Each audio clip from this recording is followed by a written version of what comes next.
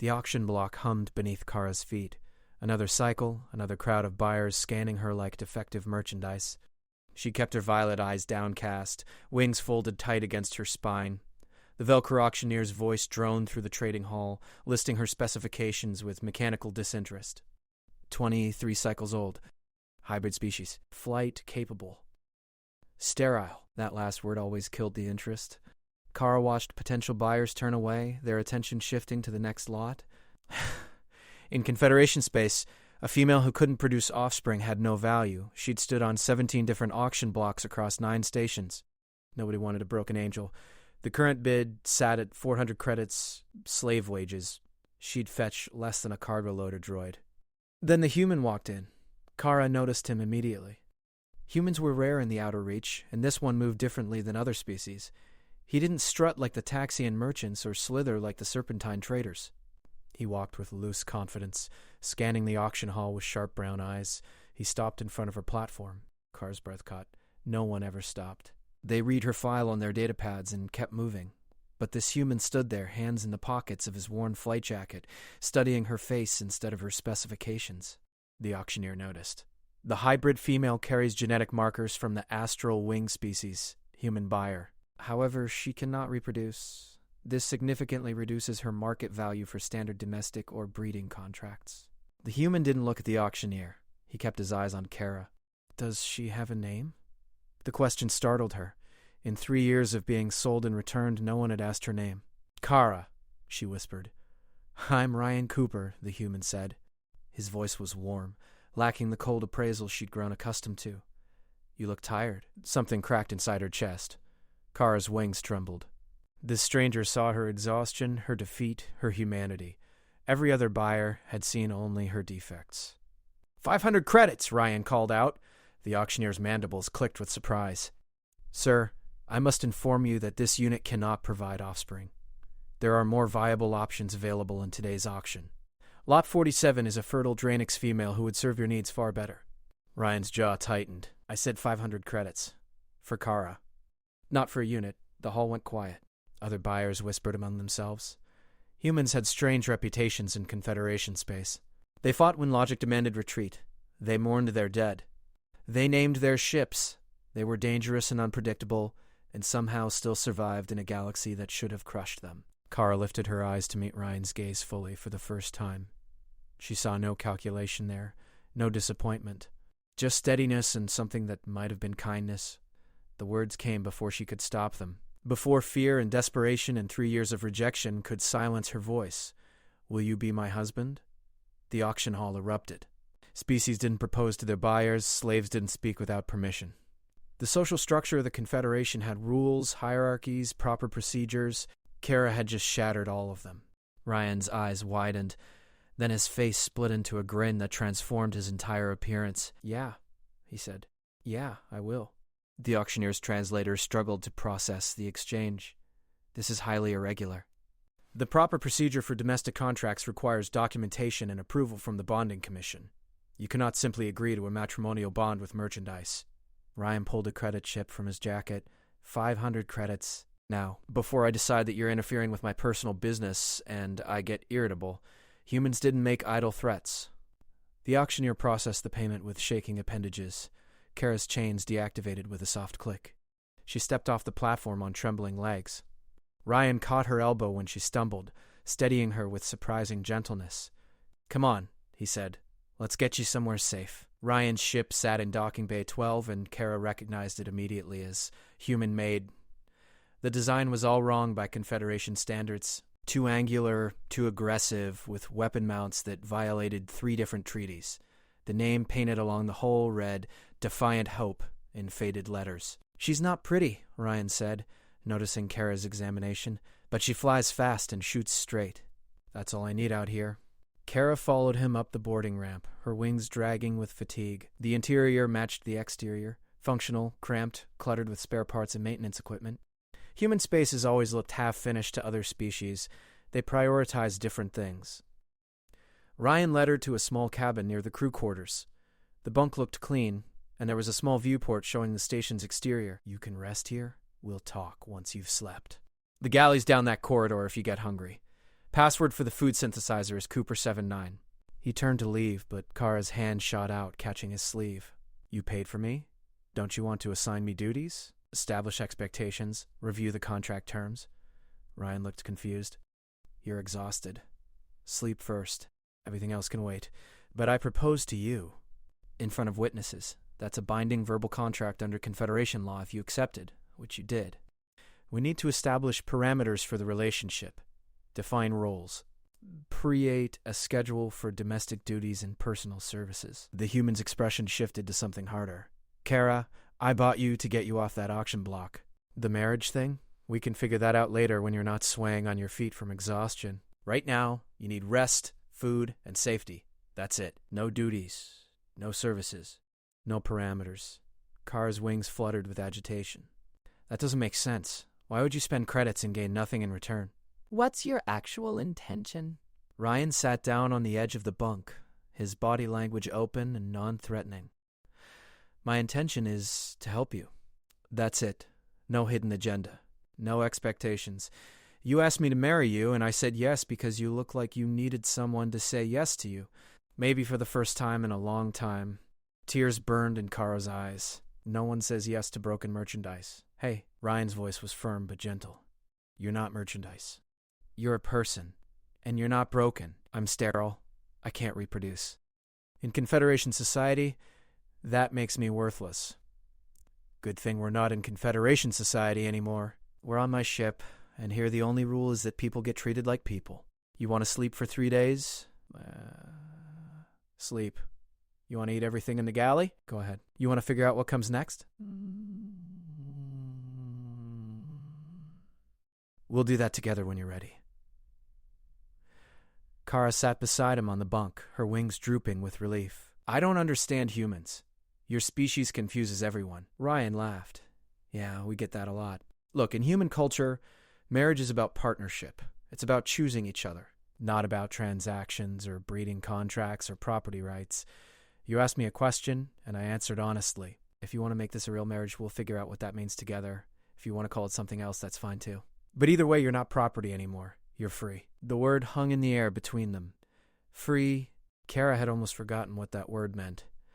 I haven't been free since I was 7 cycles old, she whispered. My parents sold me when they discovered I was sterile. I've been passed from owner to owner ever since. Most of them returned me within a month. Undifficult. I asked too many questions. I don't know how to stop analyzing and just obey. Good, Ryan said.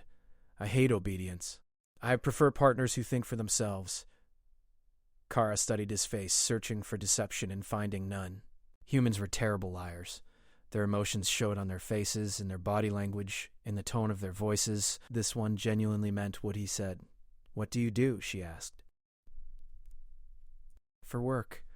Most humans in the outer reach are either mercenaries or smugglers. Ryan's grin turned sheepish. Bit of both, actually. I transport cargo that other people won't touch. Sometimes that means medical supplies to quarantine zones. Sometimes that means weapons to resistance cells. Sometimes that means people who need to disappear. That's dangerous. Everything's dangerous out here. At least this way I get to choose who I help and who I don't. The Confederation has a lot of rules, Kara. Not all of them are good. Some of them are designed to keep people like you on auction blocks forever. Kara's analytical mind kicked into gear, examining the implications. You're saying you actively work against Confederation law? When their laws are unjust, yes. Are you going to have a problem with that? She thought about the auction blocks, the chains, the buyers who looked through her instead of at her. She thought about 3 years of being merchandise. No, she said. I don't think I will. Ryan stood and moved toward the door. Get some rest. We're scheduled to leave station in 6 hours. There's a contract waiting for us in the Vega cluster. Nothing too dangerous. Just medicine delivery to a mining colony that got cut off during the blockade. You can come along if you want, or you can stay here. I'll come with you, Kara said immediately. The thought of being left alone in a strange ship made her anxiety spike. At least if she stayed near Ryan, she could monitor the situation and adapt if necessary. Ryan nodded. Then I'll see you on the bridge in 6 hours. Sleep well, Kara. He left, the door sliding shut behind him. Kara sat in the silence of the cabin, her mind racing. Nothing made sense. Humans didn't make sense. Ryan Cooper didn't make sense. But for the first time in 3 years, she wasn't standing on an auction block. She wasn't waiting for rejection. She wasn't alone. She lay back on the bunk, her wings spreading across the mattress. The exhaustion she'd been fighting for days finally caught up with her. Her eyes drifted closed. Somewhere in the back of her mind, a small voice whispered that this couldn't last, that Ryan would realize his mistake and return her like all the others. That hope was dangerous and disappointment inevitable. But right now, in this moment, Kara chose to ignore that voice. She chose to sleep in a bed that felt safe. She chose to believe that maybe, just maybe, one human's yes could change everything. The jump to the Vega cluster went smooth, but Kara's nerves didn't. She sat in the co-pilot seat of the Defiant Hope, watching the swirling colors of hyperspace through the viewport. Ryan handled the controls with practiced ease, occasionally glancing at readouts and making minor adjustments. "You know how to read navigation charts?" he asked without looking away from his instruments. "Yes. Basic navigation was part of my initial training, before I was sold." "Good. I could use someone who understands stellar cartography. My last partner couldn't tell a nebula from a black hole." Ryan's tone was light, conversational. Like having Kara there was natural. "What happened to your last partner?" "Got married. Settled down on New Terra with her husband and 3 kids. She sends me pictures sometimes. They're sickeningly happy." Ryan smiled. "Emma was good people. We ran together for 4 years before she decided she wanted a different life." Kara processed that information. "You didn't try to stop her. Keep her contracted to you." Ryan's hands paused on the controls. He turned to look at her directly. "Kara, I'm going to say this once so we're clear. I don't own people. Emma chose to work with me, and she chose to leave when she was ready. That's how it should work. Same applies to you. You want to leave after this run? I'll drop you anywhere safe you want to go. No hard feelings." The offer should have been reassuring. Instead, it made Kara's chest tighten with anxiety. Where would she go? What would she do? Freedom sounded beautiful in theory, but terrifying in practice. "I asked you to marry me," she said quietly. "Doesn't that mean something?" "It means whatever you want it to mean, but Kara, you asked me that question when you were desperate and scared. I won't hold you to words spoken on an auction block. If you want to make this marriage real, if you want to figure out something else, that's fine too. No pressure." Kara's analytical mind struggled with the concept. In Confederation society, words were binding. Contracts were sacred. Verbal agreements witnessed by others carried legal weight. But Ryan was human, and humans operated under different rules. "What do you want?" she asked. Ryan leaned back in his pilot chair, considering. "Honestly, I want you to figure out what you want, without worrying about what I want. You've spent your whole life being told your value depends on what you can offer other people. That's garbage. Your value is inherent. You exist, therefore you matter. Everything else is just details." That's a very human philosophy. Probably. We're weird that way. Ryan's attention shifted to the console. "We're coming up on the exit point. Strap in. The Vega cluster has some tricky gravitational fields that like to mess with re-entry." Kara secured her harness as the ship dropped out of hyperspace. The Vega cluster sprawled before them, a collection of mining stations orbiting 3 dense star systems. The colony they were heading to sat on the edge of the cluster, isolated by a Confederation blockade that had been in place for 2 months. "Why did they blockade the colony?" Kara asked. "Labor dispute. The miners wanted better safety standards and fair wages. The Confederation decided that counted as insurrection. They cut off supplies until the workers agreed to go back to the old contracts." Ryan's jaw tightened. "A lot of people sick down there. Kids especially. The medicine we're carrying will help, but it's not enough. Never enough."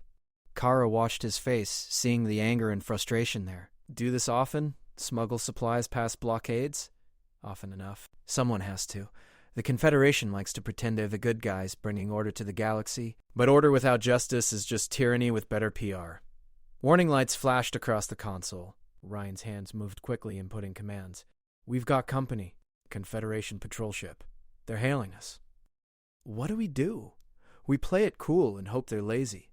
Ryan activated the communication system. "This is the Defiant Hope responding to hail. What can I do for you today?" The patrol ship's captain appeared on screen. A Thaxian with the standard superior expression his species favored. "Human vessel Defiant Hope, you are approaching a restricted zone. State your business in the Vega cluster." "Just passing through, Captain." "We're headed to the trade station on the far side. Got a delivery of luxury goods for the merchants there." The Thaxian's eyes narrowed. "Luxury goods. How convenient." "You won't mind if we perform a standard inspection of your cargo hold?" Kara's wings tensed. The medicine they carried was clearly labeled, and most of it was on the Confederation's restricted substance list. If the patrol ship boarded them, they'd be arrested immediately. Ryan's expression didn't change. Actually, Captain, I would mind. My cargo is legally purchased and properly documented. Unless you have probable cause for a search, I'm going to continue on my way. I'm sure you understand procedures and all that.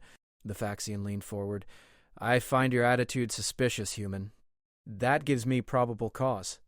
No, that gives you an excuse. There's a difference. Ryan's voice hardened. But if you want to escalate this, go ahead. Just know that my ship's weapons are fully charged, and I'm a lot faster than your patrol cruiser. You'll get one shot before I jump out of range. Maybe you'll hit me, maybe you won't. Either way, you'll have to file a lot of paperwork explaining why you fired on an unarmed civilian vessel that wasn't breaking any laws. Kara held her breath. She'd never seen anyone challenge Confederation authorities so directly. Most species backed down, accepted the searches, paid the bribes. Ryan just stared at the screen with cold determination. The silence stretched for 10 seconds. 20. 30. Finally, the Thaxian captain leaned back. You have permission to proceed to find Hope. But we'll be watching you. You do that, Captain. Have a wonderful day. Ryan cut the communication and immediately changed course, angling the ship away from the patrol vessel. Kara, I need you to plot a jump solution to the following coordinates. He rattled off numbers while his hands danced across the controls. Kara's training kicked in. She pulled up the navigation charts, calculating vectors and fuel consumption. That's not the trade station. That's an asteroid field near the mining colony? Correct. We're going to drop the medicine there. The colonists have smuggling routes through the asteroids. We just need to get close enough without that patrol ship noticing. They're following us. Long-range sensors show they're matching our course. Ryan cursed under his breath, persistent. Okay, new plan. We're going to make them think we're running, which will make them chase us, which will pull them away from the colony. Then we loop back through the asteroid field and lose them in the debris. That's incredibly dangerous. One wrong calculation and we'll hit an asteroid. You have a better idea? Kara thought fast. Her mind raced through possibilities, analyzing trajectories and probabilities. Yes, we don't run. We attack. Ryan turned to stare at her. Come again?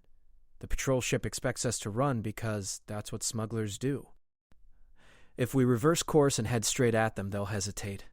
That hesitation gives us a window to deploy countermeasures and jump to the colony coordinates. By the time they realize what happened, we'll be gone. A slow grin spread across Ryan's face. I like the way you think. Aggressive. Unpredictable. Very human. He pulled up the weapons console. You're right. We're going to buzz that patrol ship so close they'll feel our engine wash. Hold on. The Defiant Hope flipped end over end, engines burning hot. They accelerated straight at the pursuing vessel. Kara watched the distance close on the scanner, her heart pounding. 5 kilometers. 4, 3... The patrol ship's captain appeared on screen again, his face twisted with confusion and anger. What are you doing? Break off your approach immediately. Ryan didn't respond. He just kept flying straight at them. 2 kilometers. 1. At 500 meters, Ryan deployed a full spread of sensor chaff and electronic countermeasures. The space between the ships filled with interference. Then he yanked the controls hard, rolling the Defiant Hope beneath the patrol vessel with maybe 20 meters of clearance. Jump! Ryan shouted. Kara's fingers flew across the navigation console, initiating the hyperspace sequence. The stars streaked into lines as they jumped away, leaving the confused patrol ship behind. Ryan let out a whoop of triumph. That was incredible! Where did you learn to think tactically like that? Kara felt something she hadn't experienced in years. Pride, accomplishment, usefulness beyond mere compliance. I don't know. I just analyzed the situation and found the optimal solution. That's worth more than any breeding contract, Kara. A mind like yours? That's invaluable. They dropped out of hyperspace at the edge of the asteroid field. The mining colony was barely visible in the distance, a collection of pressurized habitats clinging to a rocky planetoid. Ryan navigated carefully through the asteroids, following coordinates that Kara assumed came from previous runs. There. Ryan pointed to a hollowed-out asteroid with docking ports. That's the drop point. Let's get this medicine delivered. The colonists who met them at the docking port looked rough. Tired faces, worn clothing, and the desperate gratitude of people who'd been abandoned by the government they paid taxes to. A woman named Beth supervised the unloading, checking the medicine containers with practiced efficiency. This is good stuff, she said to Ryan. Real quality. not the synthetic garbage the Confederation usually sends. Where'd you source it? Trading contacts in the core systems. Cost me a favor I'll probably regret later, but it's what you needed. Ryan helped carry containers down the ramp. How are the kids doing? Beth's expression darkened. 2 more got sick yesterday. The respiratory illness is spreading faster than we can contain it. This medicine will help, but Ryan, we can't keep living like this. The blockade has been up for 2 months. People are starting to talk about surrender. Don't. The second you give in, the Confederation will crush you. They'll make an example of this colony to scare every other labor dispute into submission. Easy for you to say. You get to leave. We're stuck here watching our children suffer. Beth's voice cracked. I'm not sure how much longer we can hold out. Kara watched the exchange, her analytical mind working through the problem. The medicine would treat symptoms, but it wouldn't solve the core issue. The blockade needed to be broken, or the colony would eventually collapse. She stepped forward. What if you didn't have to hold out? What if the blockade was lifted? Beth looked at her with hollow eyes. That's fantasy. The Confederation doesn't back down once they've committed to a course of action. Too much pride involved. They would if continuing the blockade became more expensive than ending it. Kara's wings fluttered as ideas crystallized. The patrol ship we encountered was undermanned and poorly equipped. That suggests the Confederation is maintaining the blockade with minimal resources. They're counting on the colony surrendering before anyone notices or cares. Ryan's eyes lit up with interest. Keep going. If someone made the blockade expensive to maintain, if ships started slipping through regularly, if the story started spreading to other systems, the Confederation would have to reassess. They'd either commit more resources, which would draw attention to the situation, or they'd quietly lift the blockade and pretend it was a successful negotiation. Beth shook her head. That's a nice theory, but how would it work in practice? We don't have ships. We don't have weapons. We're miners, not soldiers. You don't need to be soldiers. You need to be too much trouble to be worth crushing. Kara turned to Ryan. You know other smugglers. Other people who run blockades. What if they all started making runs to this colony? What if the medicine drops became regular? What if the story of the Vega mining dispute spread to every independent trader in the sector? Ryan rubbed his jaw, considering. That could work. The Confederation hates bad publicity. If enough independent ships start running the blockade, if the story spreads, it becomes a political problem instead of a local labor dispute. Politicians hate problems that make them look bad. It would take coordination, Kara continued, her mind racing ahead. A network of ships working together, shared intelligence on patrol routes, timing to maximize impact and minimize risk. But it's possible. Beth stared at Kara like she'd grown a second head. Who are you? Someone who's tired of watching people suffer under unjust systems, Kara said quietly. I spent 3 years on auction blocks because the Confederation decided I had no value. I'm done accepting their definitions of what matters and what doesn't. Ryan laughed, the sound full of genuine admiration. Okay, let's do it. I'll reach out to my contacts. Emma might still have connections to the Independent Traders Guild. We'll need to organize fast before the Confederation figures out what we're planning. They spent the next 3 hours working with Beth and the colony leadership. Kara found herself coordinating logistics, calculating patrol patterns, designing a communication network that wouldn't trigger Confederation surveillance systems. Her mind thrived on the complexity, finding patterns and solutions that others missed. Ryan worked the communication channels, calling in favors and making deals. Kara listened to his conversations, impressed by his network of contacts and his ability to persuade people to take risks for strangers. By the time they left the colony, they'd laid the groundwork for a coordinated resistance to the blockade. 7 independent ships had agreed to make supply runs over the next week. A journalist in the core systems agreed to break the story if the ship succeeded. You're a natural organizer, Ryan said as they settled back into the cockpit of the Defiant Hope. That was impressive. Kara felt heat rise in her cheeks. I just analyzed the situation and proposed solutions. That's called leadership, Kara. You saw a problem and figured out how to fix it. Then you convinced other people to help. That's not common. They jumped away from the Vega cluster, heading back toward neutral space. Kara stared at the stars, processing everything that had happened. In less than 24 hours, she'd gone from merchandise on an auction block to strategist planning a resistance movement. Ryan, can I ask you something? Sure. Why did you really buy me? You said you wanted to help, but you didn't know anything about me. I could have been dangerous, unstable, criminal. Why take that risk? Ryan was quiet for a moment. When he spoke, his voice was soft. My sister was sterile. Genetic condition. She got treated like garbage for it. People told her she was worthless, that she'd never have value because she couldn't have children. She believed them. He paused, his jaw tight. She killed herself when she was 19. I found her. Kara's breath caught. Ryan, I'm sorry. Me too. After that, I left Earth. Couldn't stay where everything reminded me of her. I ended up out here, running cargo and trying to make a difference where I could. When I saw you on that auction block and heard them talking about you like you were defective merchandise, I saw my sister. I couldn't walk away. I couldn't let another person stand there believing they had no value just because some idiotic social structure said so. So you bought me because I reminded you of your sister? I bought you because you deserved better. The sister thing, that just made me more determined to help. Ryan looked at her. But Kara, I need you to understand something. You're not my sister. You're not a replacement for what I lost. You're your own person, and whatever we become to each other, it needs to be based on who you actually are, not who you remind me of. Kara processed that, appreciating his honesty. I think I'm starting to understand why humans confuse everyone. You operate on principles that don't make logical sense but somehow work anyway. Emotion and logic aren't opposites. They're partners. My emotions told me to help you. My logic figured out how. Both were necessary. Ryan stretched, joints popping. Get some rest. We've got a busy week ahead. If this blockade running plan works, we're going to be making a lot of trips to Vega. What if it doesn't work? What if the Confederation escalates instead of backing down? Then we'll figure something else out. That's what humans do. We're stubborn and creative, and too dumb to accept defeat. It's simultaneously our greatest strength and our most annoying quality. Kara smiled despite herself. I'm beginning to appreciate that stubbornness. She left the cockpit and returned to her cabin. As she lay on the bunk, wings spread across the mattress, she thought about everything that had changed. 2 days ago, she'd been merchandise.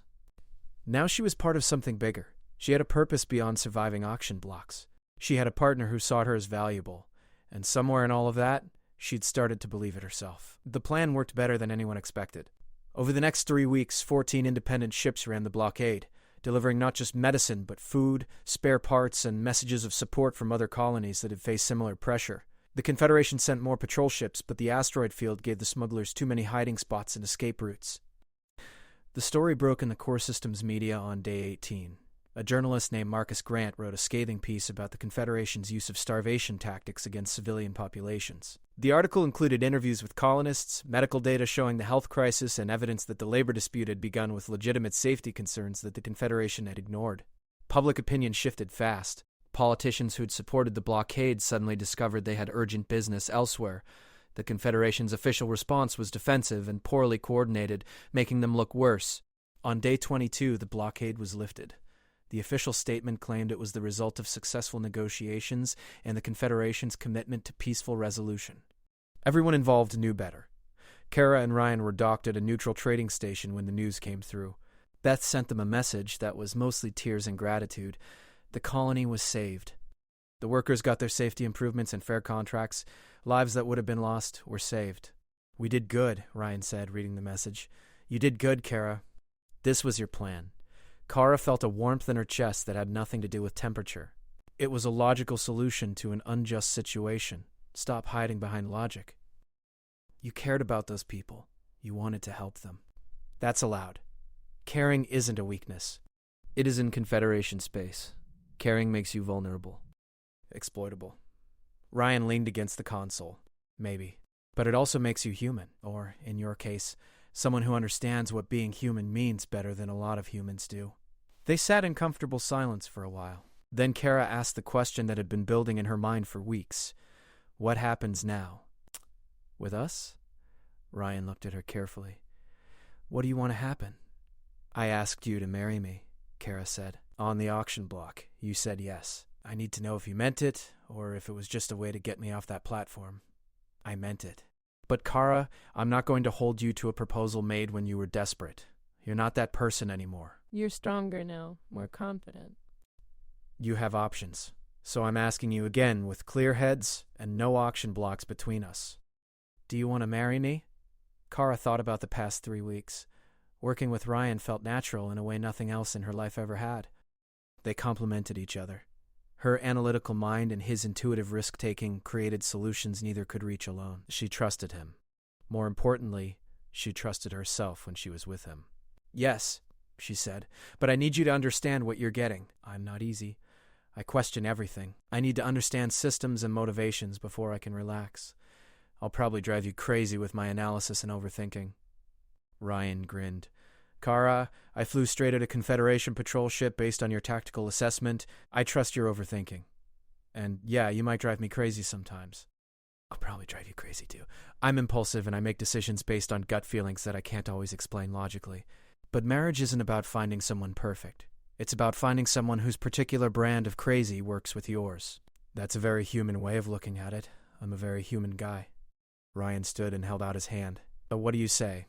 Want to make this official?" Kara took his hand, her wings spreading slightly with emotion she was still learning to accept. "How do humans make marriage official? Depends on the culture. Some do big ceremonies. Some just sign papers, some jump over brooms. Humans can't agree on anything, so we made up 1,000 different traditions." Ryan pulled her closer. "But out here, in neutral space, away from Confederation bureaucracy, I think we just decide we're married and that makes it true." "That simple?" "That simple. We choose each other, we commit to partnership, we figure out the rest as we go." Kara felt tears in her eyes. Happy tears. She hadn't known those existed, then yes. "I choose you. I commit to partnership. And I'll figure out the rest with you." Ryan kissed her forehead gently. "Then we're married. Welcome to the family business, Kara Cooper." "Cooper? I get your name?" "That's traditional in some human cultures. You can keep your own name if you prefer, or make up something entirely new. Like I said, humans are flexible about these things. I like Cooper. It sounds strong." Kara tested it out. "Kara Cooper." "Yes, that works." They sealed their marriage with a proper kiss, and Kara discovered that human affection was more complex and wonderful than she'd imagined. When they finally pulled apart, Ryan was smiling like he'd won the lottery. "So, Mrs. Cooper, where do you want to go on our honeymoon?" Kara thought about it. "The Nabari system. I heard there's a labor dispute brewing at the shipyards there. The workers are organizing, but they don't have experience dealing with Confederation union-busting tactics." Ryan laughed so hard he had to sit down. "You want to spend our honeymoon organizing a labor resistance movement? Is that strange? It's perfect. Absolutely perfect." Ryan pulled her down next to him. "Although maybe we could stop somewhere romantic first? There's a beautiful nebula near the Nabari system. We could watch it for a day or two before diving into Revolution. That sounds acceptable. Nebulas are visually interesting. I'd like to observe one up close." They spent the next hour planning their route, but this time it felt different. They weren't employer and employee. They weren't owner and property. They were partners choosing their next adventure together. A message came through from Emma, Ryan's former partner. She'd heard about the Vega blockade's success and wanted to congratulate them. Ryan shared the news about the marriage, and Emma's response was enthusiastic and full of well wishes. "She seems happy for us," Kara observed. "Emma's good people. She wanted me to find someone. She used to say I was too stubborn to retire and too lonely to keep flying solo forever. She was right about the stubborn part," says the woman who proposed marriage to a stranger on an auction block. Ryan pulled Kara closer, his arm around her shoulders. "We're both stubborn. It's going to be interesting." Kara leaned into him, her wings relaxing completely for the first time since she could remember. "Interesting is better than empty. I spent 3 years feeling empty. Being merchandise. Having no purpose beyond trying to be valuable enough that someone would keep me." "You were always valuable. You just needed someone to see it. You saw it. On an auction block, surrounded by species who looked right through me, you saw me. That's why I proposed. Not because I was desperate, though I was, but because in that moment you made me feel like a person again, like I mattered." Ryan was quiet for a moment. "You know what's funny? I almost didn't go to that auction. I was supposed to meet a cargo client, but they canceled last minute. I ended up wandering the station, killing time. Saw the auction hall and went in out of curiosity. If that client hadn't canceled, I never would have been there. The Confederation would call that coincidence, random chance. Humans call it fate, or destiny. Or dumb luck that worked out right," Ryan smiled. "Whatever it was, I'm grateful for it. For finding you. For everything that's happened since." Kara thought about fate and chance and the complex web of decisions that had led her to this moment. 3 years of auction blocks. 23 cycles of being told she had no value. One human who disagreed, one question asked in desperation. One answer that changed everything. I'm grateful too, she said, for canceled meetings and human stubbornness and the fact that you're terrible at following Confederation social rules. I'm excellent at following the rules that matter. Be kind, help when you can. Stand up to bullies. Treat people like people. Those are the only rules worth following. They sat together in the cockpit of the Defiant Hope, watching the stars and planning their future. A future that included revolutions and nebulas and whatever challenges the galaxy decided to throw at them. But they'd face it together, as partners, as equals, as husband and wife. Kara Cooper was no longer merchandise. She was no longer broken. She was no longer standing on an auction block waiting for rejection. She was exactly where she belonged, with someone who saw her value from the first moment they met. And somewhere in the vast expanse of space, other people stood on auction blocks, waiting for someone to see them, waiting for someone to say yes. Kara and Ryan couldn't save them all, but they could save some. They could fight systems that treated people as property. They could show the galaxy that humans and those who thought like them wouldn't accept unjust rules just because they were officially sanctioned. It was ambitious, probably impossible. But humans specialized in impossible things. And now Kara did too. Ready to jump? Ryan asked, his hands on the controls. Kara checked the navigation coordinates one last time. The Nabari system waited ahead, with its shipyard disputes and beautiful nebulas and whatever challenges came next. Ready, she said.